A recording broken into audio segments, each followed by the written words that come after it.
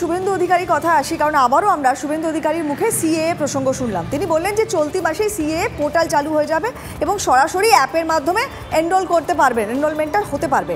কেন্দ্রের এই পদক্ষেপে ভোট হারানোর ভয়ে আতঙ্কিত মমতা, এমনটাই কটাক্ষ করেছেন বিরোধী দলনেতা। শোনাবো তার বক্তব্য। তবে তার পাশাপাশি আমরা গত এক সপ্তাহ আগে এই একই সুর আরেক বিজেপি নেতার গলায় শুনেছিলাম শান্তনু ঠাকুর। শোনাবো পরপর দুজনের বক্তব্য। ওনার কাছে খবর আছে যে সিএএ পোর্টাল চালু হতে চলেছে।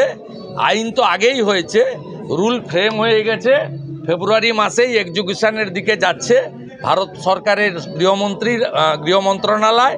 এবং এক্ষেত্রে আগের আইনের রুলে কালেক্টরেটদের হাতে ছিল, এবার কেড়ে নিতে চলেছে ভারত সরকার।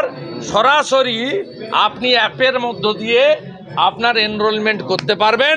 তাই মমতা ব্যানার্জি আতঙ্কিত যে আমার সিটগুলো সব গেল। আমার এখানে 35 হওয়া মানে পরের দিন মমতা ধপ, তারপরের দিন বিজেপির সরকার। আগামী এক সপ্তাহের মধ্যে ভারতবর্ষে সিএএ লাগু হবে, এই গ্যারান্টি আমরা আজকে এই মঞ্চ থেকে দিয়ে গেলাম। আগামী এক সপ্তাহের মধ্যে ভারতবর্ষ, পশ্চিমবঙ্গ সহ ভারতবর্ষের প্রত্যেকটা স্টেটে সিএএ লাগু হবে এবং সেটা আপনারা দেখবেন। আজকে সেই গ্যারান্টি মঞ্চ থেকে দিয়ে যাচ্ছি। আর এই সিএএ নিয়ে মমতা বন্দ্যোপাধ্যায় আগে থেকে বরাবর হুঁশিয়ারি দিয়ে এসছেন যে তিনি কোনোভাবেই সিএএ লাগু হতে দেবেন না এই রাজ্যে। শোনাবো মুখ্যমন্ত্রীর বক্তব্য। এনআরসি আমি করতে দেব না। বিজেপির প্ল্যান আছে এনআরসি করবার ভোটের আগে। আর কে নামে মিথ্যে কথা বলছে? ক্যাটা কি? মতুয়ারা নাগরিক নন? আমরা সবাই নাগরিক। আপনি তো রেশন পান, আপনার তো বাড়ির ঠিকানা আছে, আপনার ছেলেমেয়েরা পড়াশুনো করে, আবার কিসের জন্য প্রয়োজন নতুন করে? আমি স্টেট আপনাদের বলি, এগুলো ওদের রাজনৈতিক চাল। এই চালে বিশ্বাস করবেন না, কারণ এইসব করে আপনাদের আইসোলেটেড করতে চায়।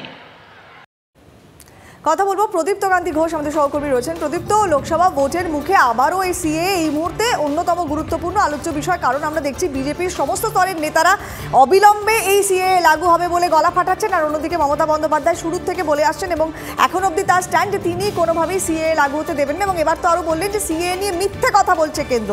সব মিলিয়ে এই সিএএ ইস্যুটা কতটা জ্বলন্ত ইস্যু হতে চলেছে ভোটের আগে, এবং এক্ষেত্রে ডিভিডেন্ড কে পাচ্ছে?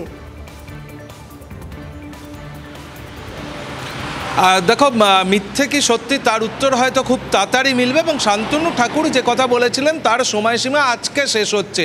এক সপ্তাহের কথা গত রবিবার তিনি বলেছিলেন। শুভেন্দু অধিকারী কিন্তু গোটা ফেব্রুয়ারি মাসের কথা বলে রাখলেন এবং কোথাও গিয়ে তার যে বক্তব্য, কোথাও একটা ইতিবাচক মন্তব্য রয়েছে বলেই অন্তত সিএর পক্ষে যারা, তারা সেভাবে দেখছেন।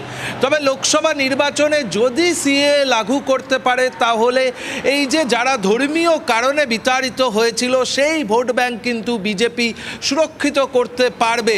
আর অন্যদিকে দাঁড়িয়ে সিএ যদি না করতে দেওয়া যায়, এবং এনআরসির বিষয়ে আমরা দেখেছিলাম 2021-এর আগেও এ রাজ্যের নির্বাচনে বড় ইস্যু হয়ে উঠেছিল। 2019 থেকেই এ রাজ্যে যখনই নির্বাচন হয়েছে এই সিএ এনআরসির প্রসঙ্গ বারবার উঠে এসছে।